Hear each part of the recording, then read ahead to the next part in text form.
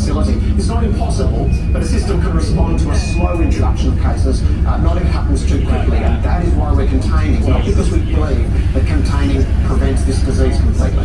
Amanda Rishworth, you say the money needs to be spent wherever it's needed in order to help stop the spread of this virus. Does that mean that Labor will stop raising the issue of the surplus and when the government will be able to reach the surplus? Raise this issue. It wasn't Labor that set the test of the surplus for this government. It was the government that went off the value of the markets.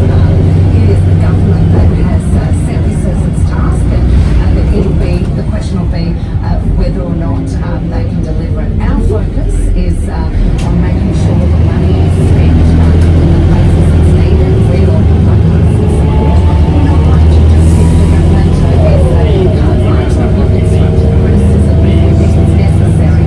But in addition, of course, the government, we want to see the government look towards supporting workers, supporting businesses and supporting the community. And that's a broader effort than just the funding that was announced yesterday for medical. The point is that you can't have it both ways. You can't support businesses and help contain this virus in a way that perhaps leads to and also to the surplus.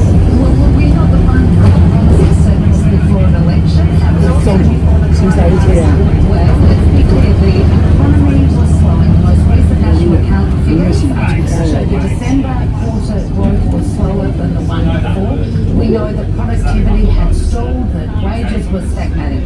So it's irresponsible for the government to somehow say the economy was rosy beforehand.